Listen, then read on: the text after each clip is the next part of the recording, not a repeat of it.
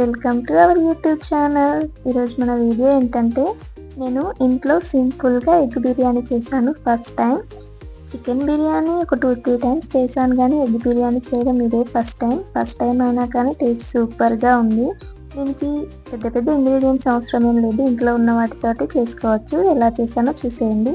First అయితే 2 normal size ఉల్లిగడ్డలను ఇలా cut చేసి పెట్టుకున్నాం.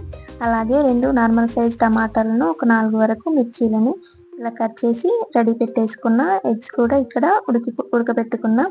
నెక్స్ట్ తర్వాత ఇక స్టవ్ ఆన్ చేసి స్టవ్ పైన బిర్యానీ చేసుకునే గిన్నె ఉంటుంది కదా, అదైతే పెట్టేసుకొని ఆయిల్ వేసాను. అందులో ఆయిల్ వేడెక్కాక మనం కట్ చేసి పెట్టుకున్న ఆనియన్స్ ఉంటాయి కదా, ఆనియన్స్ వేసేసాను. వీటిని మంచిగా బ్రౌన్ కలర్ వచ్చేంత వరకు మంచిగా ఫ్రై చేసుకోవాలి ఆయిల్లో.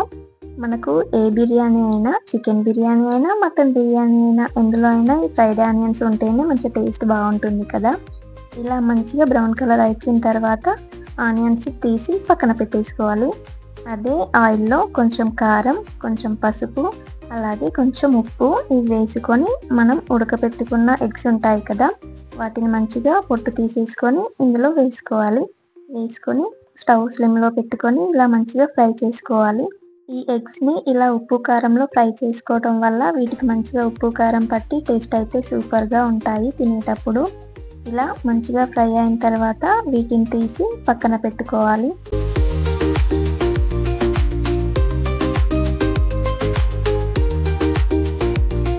నెక్స్ట్ ఇక రైస్ కోసం ఇలా గిన్నెలో కొన్ని నీళ్లు పోసి ఎసరైతే పెట్టుకోవాలి. అందులో మనం బగారాలో వేసుకునే ఐటమ్స్ ఉంటాయి కదా, అవైతే అందులో వేసుకోవాలి. తర్వాత ఒక చెంచాడు అల్లం పేస్ట్ కూడా అందులో వేసుకోవాలి. వేసుకొని కొద్దిగా ఆయిల్ని అలా పైన వేసుకోవాలి. ఆయిల్ వేసుకున్న తర్వాత కొంచెం ఉప్పునైతే అందులో వేసుకోవాలి. మనం మళ్ళీ కర్రీలో వేస్తాం కాబట్టి ఇలా రైస్లో కొంచెమే వేసుకోవాలి ఉప్పు వేసుకొని ఇలా మూత పెట్టేసి ఒక 5 మినిట్స్ స్టవ్ హైలో ఉంచితే ఇలా మంచిగా నీళ్ళైతే మరిగిపోతాయి. ఇలా మరుగుతున్న టైంలోనే ముందే కడిగి పెట్టుకున్న బాస్మతి రైస్ని అయితే అందులో వేసుకోవాలి. రైస్ వేసుకున్న తర్వాత వాటిని మొత్తం ఒకసారి ఇలా మంచిగా ఇలా కలుపుకోవాలి.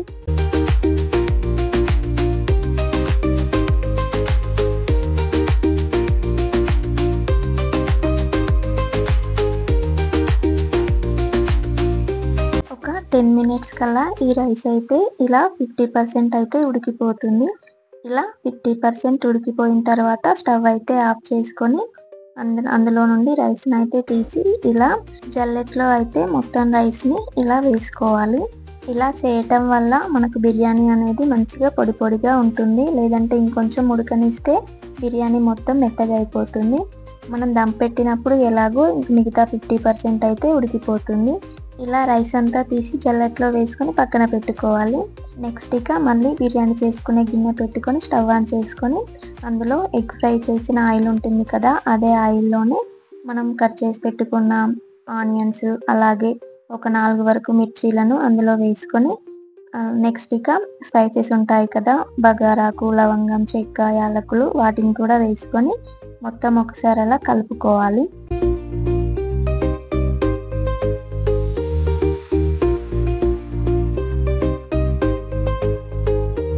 మంచిగా సగం వరకు ఫ్రై అయిన తర్వాత అందులో కొంచెం అల్లం వెల్లుల్లి పేస్ట్ని అయితే వేసుకోవాలి. అది పచ్చివాసన పోయేంత వరకు ఫ్రై చేసుకోవాలి.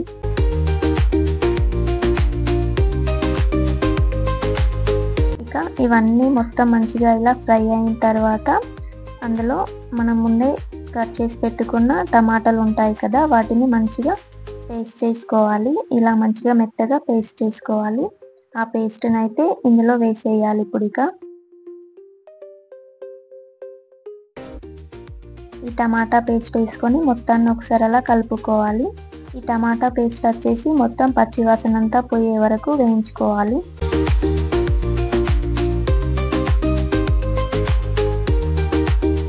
ఈ టమాటా పేస్ట్ పచ్చివాసన అంతా పోయి మంచిగా వేగిన తర్వాత అందులో మన టేస్ట్కి సరిపడా ఉప్పు, కారం, పసుపు, అలాగే కొంచెం గరం మసాలా ఇవన్నీ వేసుకొని ఒకసారి అలా మంచిగా కలుపుకోవాలి.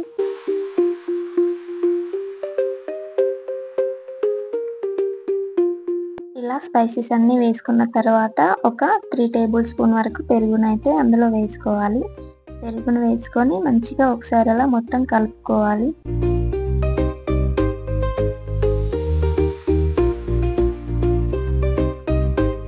నెక్స్ట్ కొంచెం 1 స్పూన్ వరకు బిర్యానీ మసాలాను అయితే అందులో వేసుకోవాలి. వేసుకొని మంచిగా ఒకసారి అలా కలపాలి.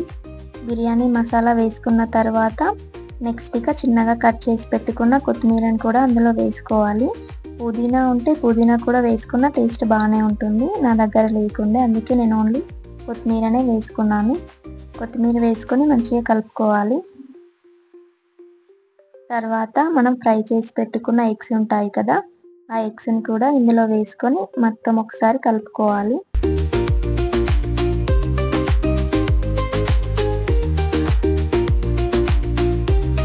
ఇలా ఎగ్స్ వేసుకొని మూత పెట్టేసి స్టవ్ స్లిమ్లో పెట్టేసి ఒక 5 మినిట్స్ అలా ఉంచాలి. ఇలా ఉంచితే మంచిగా మసాలా అంతా ఎగ్ పడుతుంది. ఒక 5 మినిట్స్ తర్వాత మూత తీసేసి ఒకసారి అలా కలుపుకొని మనం వేసిన ఎగ్స్ అన్నింటినీ తీసి పక్కన పెట్టుకోవాలి. ఎగ్స్ తీసిన తర్వాత నెక్స్ట్ ఇక కొంచెం గ్రేవీని కూడా తీసి పక్కన పెట్టేసుకోవాలి. ఇది మనం రైస్ వేసిన తర్వాత వేయడానికి యూజ్ అవుతుంది. అందుకే కొంచెం గ్రేవీని ఎగ్స్ని తీసి పక్కన పెట్టుకోవాలి.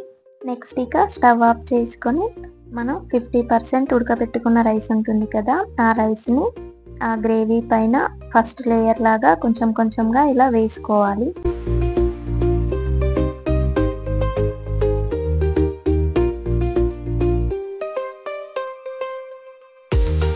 ఇలా రైస్ని వేసుకున్న తర్వాత నెక్స్ట్ ఇక ఎగ్స్ని వేసుకోవాలి. ఎగ్స్ని వేసుకొని దానిపైన కొంచెం అలా గ్రేవీని చుట్టూ వేసుకోవాలి.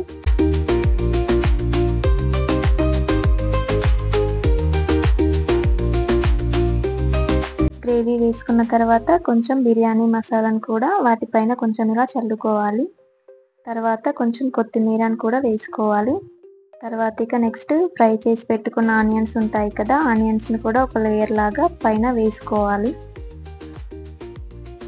నెక్స్ట్ ఇక మళ్ళీ ఇంకొక లేయర్ లాగా రైస్ని అయితే వేసుకోవాలి.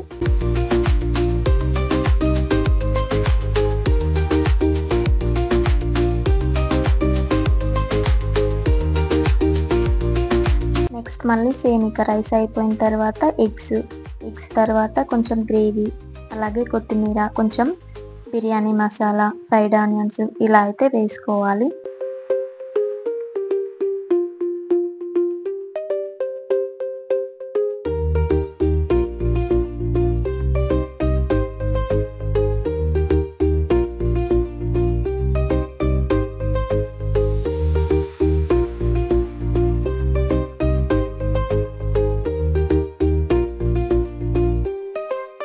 తర్వాత ఇక లాస్ట్లో మిగిలిపోయిన రైస్ ఉంటుంది కదా, ఆ రైస్ని వాటిపైన ఇలా కవర్ చేసుకుంటూ లాస్ట్ లేయర్ లాగా వేసుకోవాలి.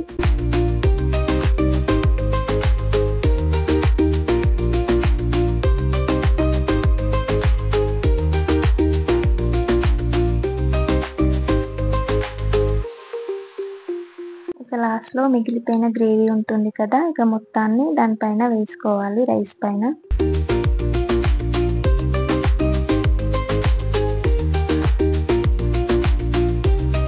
నెక్స్ట్ మళ్ళీ సేమ్ కొత్తిమీర, అలాగే ఫ్రైడ్ ఆనియన్స్, కొంచెం బిర్యానీ మసాలా ఇవన్నీ ఒక్కొక్కటిగా వేసుకోవాలి.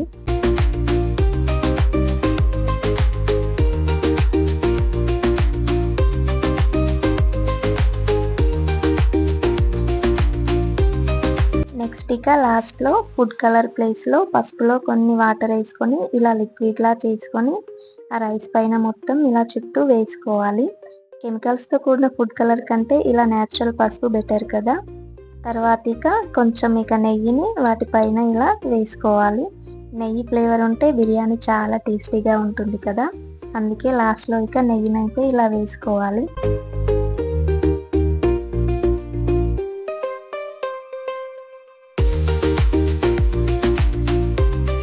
ఇలా ఇంగ్రీడియంట్స్ అన్నీ వేసుకున్న తర్వాత లాస్ట్లో ఇక మూత పెట్టేసుకొని ఆ మూత పైన కొంచెం ఏదైనా ఇలా బరువు లాంటిది పెట్టి ఒక 10 మినిట్స్ అలా దమ్ పెట్టేసుకోవాలి. 10 మినిట్స్ తర్వాత స్టవ్ ఆఫ్ చేసి మూత తీసి చూస్తే వేడిగా ఎగ్ దమ్ బిర్యానీ అయితే రెడీ అయిపోయింది. నేనైతే ఫస్ట్ టైం చేశాను కానీ టేస్ట్ అయితే ఎంతో ఎక్స్పీరియన్స్ ఉండి చేసినట్టుగా వచ్చింది. సింపుల్గా అయిపోయింది, అలాగే టేస్ట్ కూడా అదిరిపోయింది. మీరు కూడా ఇలా ఇంట్లో ఉన్న వాటితోటి సింపుల్గా ఇంట్లో ఒకసారి ట్రై చేయండి. లాస్ట్లో ఇక ఆనియన్ పెట్టుకొని ఒకసారి అలా నిమ్మకాయ పిండుకొని తింటే టేస్ట్ అయితే సూపర్ ఉంది. వీడియో నచ్చితే లైక్ చేయండి, అలాగే మన ఛానల్ని సబ్స్క్రైబ్ చేసుకోండి.